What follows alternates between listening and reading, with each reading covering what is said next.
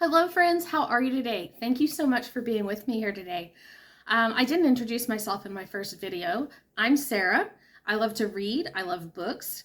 I don't usually keep up with new releases. I'm not going to say I never will, but I haven't so far. I generally find my books in free piles, thrift stores, my local Buy Nothing group, my local half-price bookstore, and other used bookstores. People find out I like to read and give me books. And I like the serendipity of that. I like just kind of seeing where life takes me on my journey, on my reading journey, and honestly on a lot of my other journeys too. By the way, the books that I discuss will be linked in the description down below. That will be an affiliate link, so if you buy anything through one of those links, I will get a small commission on that. Today, the book I came here to discuss today is Goldfinger by Ian Fleming. It is a James Bond book. I mentioned it in my thrift store haul and said then that I have thoughts about it. I do have thoughts about it, and that I would get to those later. And today is later. Before I continue, I need to tell you that there will be discussions in this video of racism, sexism, forcing oneself on another person, and the dismissal of LGBT identity, because those all come up in this book. I will do my best to be as respectful as I can, but if any of those topics are a trigger for you and you need to duck out, that's fine. You take care of you. So moving right along. This is the first James Bond book I've read. I have to acknowledge that Ian Fleming is a pretty good writer. Whether you like the kind of books he writes or not, he is good at putting words together, at putting sentences together, at creating a plot and a narrative that is engaging, that's entertaining. And I want to acknowledge that. One of the things I found is that there are a few places where he has a very British kind of turns of phrase, and I found those particularly fun. One that stood out was toward the beginning of the book. He's describing someone that Mr. Bond has met. He says, Mr. DuPont was about 50, pink, clean-shaven, and dressed in the conventional disguise with which Brooks Brothers cover the shame of American millionaires. You know, that's funny, and clever, and yeah. Unfortunately, there were some problems. I'm going to discuss the worst problems first. One is that there was a lot of racism in this book. There was one point at which he implied that all blacks are lazy.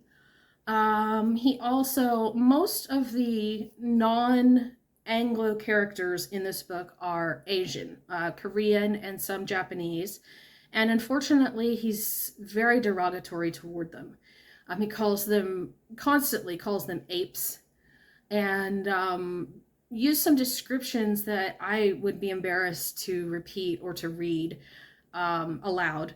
I was embarrassed to read it silently, actually. I'd be especially embarrassed to read it aloud. So you need to know that before you go into this book. And I suspect a lot of his other books as well. If there are non-Anglo characters, they're going to be talked about in a bad way. Then there is all the sexism. Now, it's kind of a given.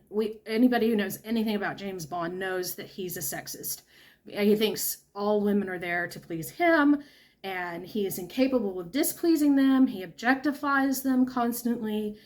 And that was definitely a part of this book. However, there was a particular incident that, excuse me, that went even further. It was just a lot. If you've seen the movie based on this, you probably remember a character who I will not use the full name that she has in the book or the movie because it's offensive and I don't want to get my video taken down. Her last name is Galore, and that's not her real name. This name is supposed to be the first name refers to women's body parts, but kind of also sounds like it could be a name. So it's supposed to be a reference to the fact that she is a lesbian and she leads an all woman lesbian gang. And so it's all women, so there are lots of these, and she is all about these. She doesn't like men, etc. So just the name itself is pretty offensive. That's one of the few things I do remember from the Goldfinger film is I know that it was arranged very differently. The way he meets her is very different, but I do remember him hearing her name in the film and saying, "Oh, I must be dreaming," because to him this was a very exciting idea that there were lots of this available. In the book, it's very clear that it's a reference to her lesbianism and the lesbianism of her gang.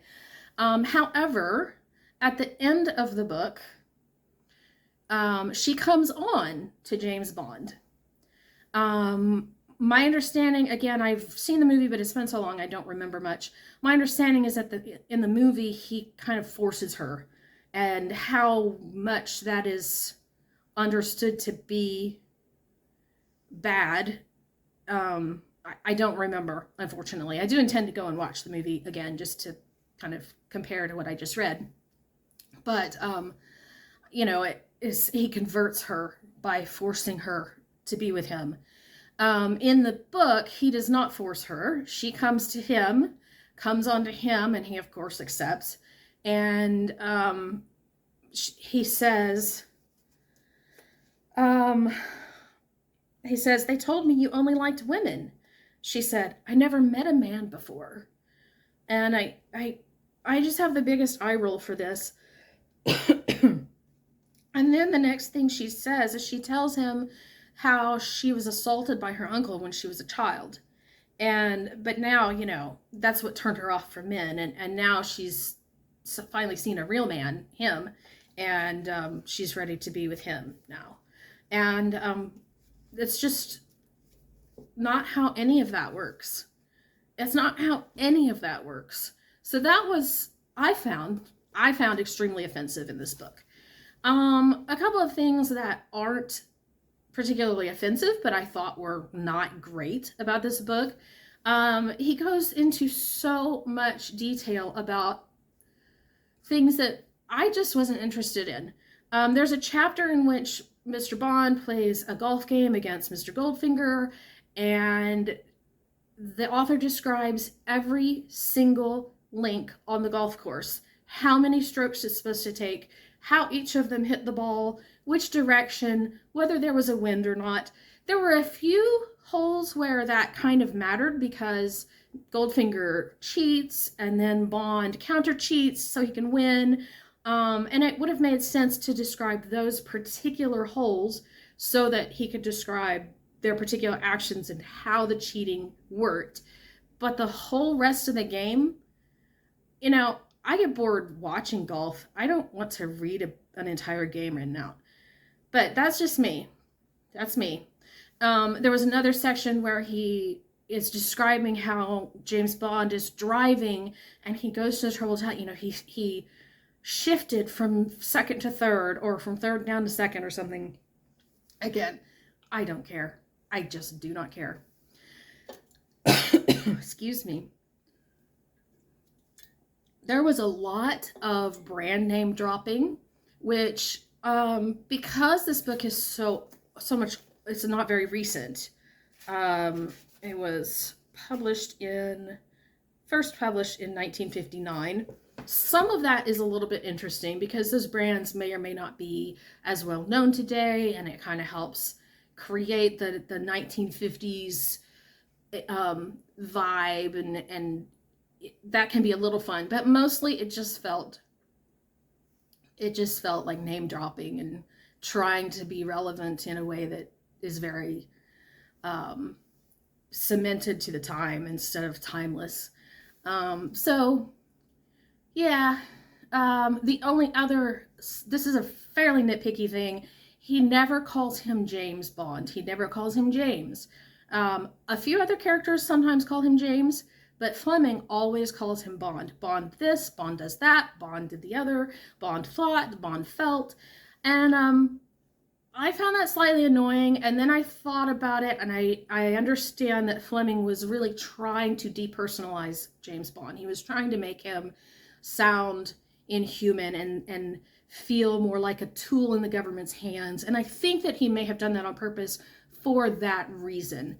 So I didn't enjoy it, but I can see why it was done, and it did help accomplish that goal. So that's the thoughts I have about James Bond. I'm not sorry that I finally read one. Now I can say, hey, I've read a James Bond. I've done that. I don't think I'm going to read any more of them, even if they're given to me. So there's that. So you tell me what you think. Have you read any James Bond books? Did you enjoy them or not? Do you have some of the same complaints that I had? Do you have other complaints? Do you think my complaints are nonsense? Hey, I'm here to listen to it and read it and talk about books. Let's talk about them. So tell me what you think. And I think that's it. You guys have a great day. Thank you so much for being here.